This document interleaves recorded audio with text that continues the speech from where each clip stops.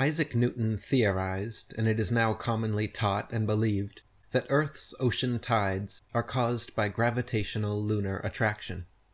The moon's gravity allegedly generates something called tidal force, which causes Earth and its water to bulge out, not only on the side closest to the moon, but also the side farthest from the moon. Using their own calculations and predictions, however, if the moon is only 2,160 miles in diameter, and the Earth 8,000 miles, it follows that Earth is 87 times more massive, and therefore the larger object should attract the smaller to it, and not the other way around. Heliocentrists claim Earth's greater gravity is what keeps the moon in orbit.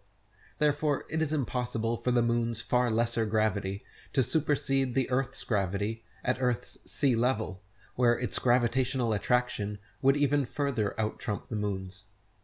If the moon has enough gravitational influence to lift the ocean's water even a single inch from their deep recesses, where Earth's gravitational attraction is exponentially greater, then there is nothing in the theory of gravity to prevent the water from continuing its attraction all the way to the moon. Furthermore, the velocity and path of the moon are uniform, and thereby should exert a uniform influence on Earth's tides, when in actuality, the Earth's tides vary greatly. At Port Natal, for example, the rise and fall is only 6 feet, while at Beira, 600 miles up the coast, the rise and fall is 26 feet. Not only this, but if the moon's gravity was truly generating a tidal force causing Earth and its water to bulge out, then all the world's lakes, marshes, ponds, and other inland waters would be similarly affected and have tides as well. These and other problems caused Isaac Newton to openly admit that his explanation of the tides was the, quote, least satisfactory portion of his theory of gravitation. Dr. Samuel Rowbotham wrote, "Thus we have been carried forward by the sheer force of evidence to the conclusion that the tides of the sea do not arise from the attraction of the moon, but simply from the rising and falling of the floating earth in the waters of the great deep. That calmness which is found to exist at the bottom of the great seas could not be possible if the waters were alternately raised by the moon and pulled down by the earth.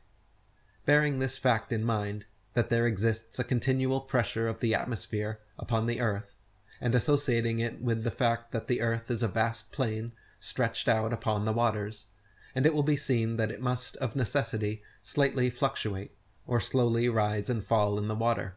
as by the action of the atmosphere the earth is slowly depressed. The water moves towards the receding shore, and produces the flood tide. And when by the reaction of the resisting oceanic medium the earth gradually ascends, the waters recede, and the ebb tide is produced. This is the general cause of tides. Whatever peculiarities are observable, they may be traced to the reaction of channels, bays, headlands, and other local causes." David Wardlaw Scott wrote, "Tides vary greatly in height, owing chiefly to the different configurations of the adjoining lands. At Chepstow it rises to 60 feet, at Portishead to 50, while at Dublin Bay it is but 12, and at Wexford only 5 feet. That the earth itself has a slight tremulous motion may be seen in the movement of the spirit level, even when fixed as steadily as possible, and that the sea has a fluctuation may be witnessed by the oscillation of an anchored ship in the calmest day of summer. By what means the tides are so regularly affected is at present only conjectured. Possibly it may be by atmospheric pressure on the waters of the great deep, and perhaps even the moon itself, as suggested by the late Dr. Rowbotham, may influence the atmosphere, increasing or diminishing its barometric pressure, and indirectly the rise and fall of the earth in the waters. The tides are clearly a product of the interconnected ocean waters, and not the other waters of earth, and therefore caused either by a natural fluctuation of the earth resting upon the great deep, as stated by the above and other 19th century authors, or, if more ancient explorers' accounts can be trusted, an even more fascinating possibility presents itself. Many cultures throughout history have recorded that located at the North Pole exists a large lodestone mountain surrounded by a massive whirlpool vortex which was claimed to cause the Earth's tides. This maelstrom allegedly reverses direction every 6 hours, alternately pulling in and pushing out the ocean waters, like the breath of Gaia at the naval center point of Earth, breathing in and out twice per day. If true, this explains the consistent regularity of high and low tides better than any other proposed theory. Ancient Norse legends state that a gigantic violent whirlpool known as Hvergelmir, or the World's Well, surrounds the polar mountain, and via 4 6-hour daily cycles of pushing and pulling through subterranean channels causes the rising and falling tides of Earth. Historical records of this deep abyss can be found as early as the 8th century AD, when Paulus Diaconus, or Paul the Deacon, wrote in his Historia Langobardorum that, quote, "Not far from the shore, where the ocean extends without bounds, is that very deep abyss of waters which we commonly call the ocean's navel. It is said twice a day to suck the waves into itself, and to spew them out again, as is proved to happen along all these coasts, where the waves rush in and go back again with fearful rapidity. By the whirlpool of which we have spoken, it is asserted that ships are often drawn in with such rapidity that they seem to resemble the flight of arrows through the air, and sometimes they are lost in the gulf with a very frightful destruction. Often, just as they are about to go under, they are brought back again by a sudden shock of the waves, and they are sent out again thence with the same rapidity with which they were drawn in.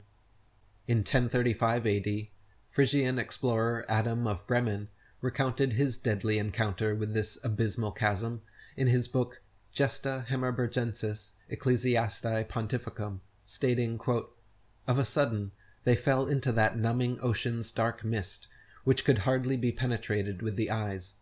And behold, the current of the fluctuating ocean whirled back to its mysterious fountainhead, and with most furious impetuosity drew the unhappy sailors, who in their despair now thought only of death, on to chaos.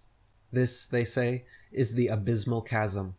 that deep in which report has it that all the backflow of the sea, which appears to decrease, is absorbed and in turn re-vomited, as the mounting fluctuation is usually described. As the partners were imploring the mercy of God to receive their souls, the backward thrust of the sea carried away some of their ships, but its forward ejection threw the rest far behind the others. Freed thus by the timely help of God from the instant peril they had had before their eyes, they seconded the flood by rowing with all their might." Geraldus Cambrensis, or Gerald of Wales, Archdeacon of Brecon, and royal clerk to King Henry II, wrote in his 1188 work, Topographia Hibernica, that, quote, "Not far from the islands towards the north, there is an astonishing whirlpool in the sea, towards which there is a set current of the waves from all quarters, until, pouring themselves into nature's secret recesses, they are swallowed up, as it were, in the abyss. Should a vessel chance to pass in that direction, it is caught and drawn along by the force of the waves, and sucked by the vortex without chance of escape. There are 4 of these whirlpools in the ocean, described by philosophers as existing in the 4 different quarters of the world, whence it has been conjectured that the currents of the sea, as well as the winds, are regulated by fixed principles." The whirlpool was also mentioned in another late 12th century work, Historia Norwegiae, where the author, an anonymous Norwegian monk, gives a particularly detailed description, stating, quote, "The greatest of all whirlpools is to be found there, which engulfs the strongest ships, sucking them in at ebb tide, and spewing out their fragments with a belch at flood tide. There is a very deep abyss in the earth itself, and alongside it are open-mouthed caverns containing winds which are said to be brought forth by the breathing of the water, and these are the breath of gales. Indeed, by their breathing, these winds draw to them the waters of the sea through hidden passages in the earth. They shut them up in the vaults of the abyss, and then, by the same force, drive them out again, causing sea surges, spates, and the whirling of waterspouts. Earthquakes also occur, and various discharges of vapor and conflagration, for when the wind's breath, held in the cheeks of earth, presses to burst out, it shakes the foundation of the world with a dreadful roaring, and forces it to tremble. So when the wind's breath contends with fire in the earth's interior, then even in mid-ocean the depths are fissured, and smoky exhalations and sulphurous flames are seen to emerge. In 1508, cartographer Johannes Ruisch published a world map featuring the polar mountain and whirlpool with an inscription reading, "Under the Arctic Pole there is a high magnetic rock 33 German miles in circumference. A surging sea surrounds this rock, as if the water were discharged downward from a vase through an opening to 4 mouths below." Later, in 1595, the most well-known mapmaker in history, Gerardus Mercator, published his Septentrionalium Terrarum Descriptio, featuring the polar mountain and encircling whirlpool in detail, along with the following inscription, quote,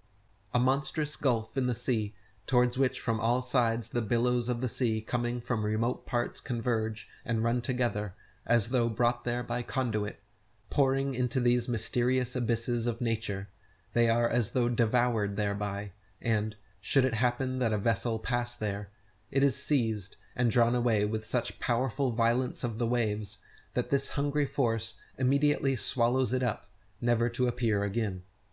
A surviving letter from Mercator, addressed to John Dee, advisor to Queen Elizabeth I, provides more detail, stating, quote, "In the midst of the 4 countries is a whirlpool, into which there empty these 4 indrawing seas, which divide the north. And the water rushes round and descends into the earth, just as if one were pouring it through a filter funnel. It is 4 degrees wide on every side of the pole, that is to say, 8 degrees altogether." As late as the mid-17th century, the polar mountain and encircling whirlpool continued appearing in cartography and cosmography. They were included in Linschoten's 1595 map, the Ortelius of 1599, Quad's Fasciculus Geographicus of 1608, Hondius's 1619 map, Purchas's map of 1625, and in Heylyn's 1659 cosmography. He wrote about them, stating that, quote, "Under the Arctic Pole is said to be a black rock of wondrous height, about 33 leagues in compass, the land adjoining being torn by the sea into 4 great islands, for the ocean violently breaking through it, and disgorging itself by 19 channels, maketh 4 Euripi, or fierce whirlpools, by which the waters are finally carried towards the north, and these swallowed into the bowels of the earth. That Euripus, or whirlpool, which is made by the Scythic Ocean, hath 5 inlets, and by reason of his straight passage and violent course is never frozen. The other on the back of Greenland, being 37 leagues long, hath 3 inlets, and remaineth frozen 3 months yearly. A certain scholar of Oxford reporteth that these 4 Euripi are carried with such furious violence towards some gulf, in which they are finally swallowed up, that no ship is able, with never so strong a gale, to stem the current, and yet there is never so strong a wind as to blow a windmill. So in summation, the prevailing modern explanation of Earth's tides being caused by the moon's gravity is provably incorrect for several reasons, including its insufficient attractive power, the tide's non-uniformity, and the lack of tides on all inland bodies of water. Their true cause could be, as Samuel Rowbotham proposed, the natural gentle fluctuation of Earth on the waters of the great deep. However, this simple explanation alone fails to provide an answer for the perfect regularity of tides rising and falling every 6 hours. To account for this, ancient explorers and cartographers offer the much more fascinating possibility of a world well beneath the pole, pushing and pulling all the ocean waters of the earth through massive subterranean caverns. There is modern circumstantial evidence that lends strong credence to this idea as well. The largest publicly known maelstrom in the world is called Saltstraumen, just north of the Arctic Circle in Norway, where 400 million cubic meters of water pass through a 3-kilometer long, 150-meter wide strait, reaching speeds of 10 meters per second. Similar to legends of Virgelmere, this northern whirlpool actually arises exactly 4 times per day, every 6 hours, along with the shifting tides. In fact, the majority of naturally occurring whirlpools in the world including the famous Naruto whirlpools in Japan, form 4 times per day, every 6 hours, as the tides change. If the ancient legends are true, this also potentially explains why strict flying and sailing restrictions exist at the North Pole, and why explorers like Rodney Clough were turned away at gunpoint by Russian military vessels when attempting to independently explore the North Polar region. Nowadays, the world well has all but disappeared from modern maps and minds, but with the current rising tide of truth, there are sure to come more revealing revelations.